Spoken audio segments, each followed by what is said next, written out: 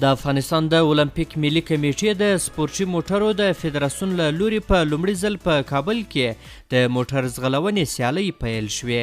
دغه سیالۍ د ملي ټیم لپاره د لوبغاړو د غوره کولو په موخه د 4 ټیمونو ترمنځ پیل شوې دي او تمه ده چې په نورو ولایتونو کې هم دغه ډول سیالۍ ترسره شي. امروز حوالین در مسابقات موتور سپورت بخش سرعت دا د افغانستان په تاریخ کې لومړی ځل دی چې د موټرو د سرعت او جسټینګ لوبې ترسره کیږي او په دې نننیو سیالیو کې د کابل ولایت څخه 4 غوره لوبډلو برخه اخیستې ده او 40 موټرو پکې ګډون کړی دی. دغه سیالۍ په 4 برخو کې ترسره کیږي چې سرعت، فری سټایل، ډریپټ او دغه راز اپروډ دي. د دغه لوبې لوبغاړي بیا له ورزشي ادارو څخه غوښتنه کوي چې دوی ته د امکانات په واک کې ورکړي او دې لوبې ته د پاملرنه زیاته کړي.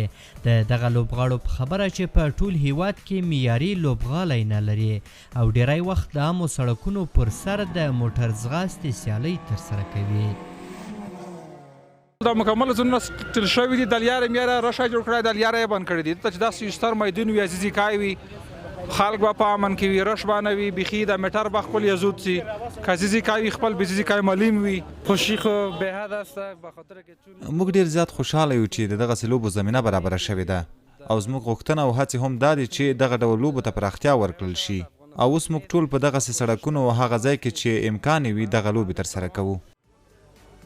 د کابل ښار یو شمېر اوسیدونکي که څه هم د دغه سیالیو ترسره کېدو ته خوشحال دي خو زیاتوي چې پر عامو سړکونو دغه لوبې ترسره کول خلکو ته سرخوږی جوړوي او د لارو د بندېدو سبب کیږي.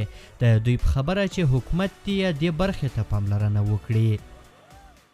به خاطر کمی کسایی که به این باشگاه رقص ساختن کار نیک کردن و دوم د دې لوبو چمتو کول یو نیک کار شوی دی خو دلته ستونزه دا ده چې باید یوه آزاده فضا ورته په پام کې ونیول شي. د سړکونو پر سر دغه لوبه کول سخت دي او لوبغاړي هم نشي کولای هغه حرکت چې ترسره کوي په سمه توګه یې ترسره کړي او که ترسره کوي هم شاید چا د کوم زیان پکې واوړي. اینجوری برای مردم صدمه میرسه و ما شما بیننده بودیم که دغه ډول ځایونو کې لوبه کول خلکو ته زیان اړوي. په نننۍ سیالۍ کې موږ تاسو ولیدل چې خلک ټول د سړک پر سر ولاړ وو که خلکو ته کوم زیان ورسیږي دوی ته هم تاوان کوي. زموږ له حکومت څخه غوښتنه ده چې دې لوبو ته یو ځانګړی لوبغالی جوړ کړي. د سپورتي موټرو ملي فدراسیون اته کاله وړاندې د اولمپیک ملي کمیټې په نوښت سره رامنځته شو. که څه هم وړاندې تر دې یو شمېر نندارې ترسره کړې خو دا لومړی ځل دی چې دغه ډول لوبې ترسره کیږي. احسان الله کریمي، CGTN پښتو، کابل.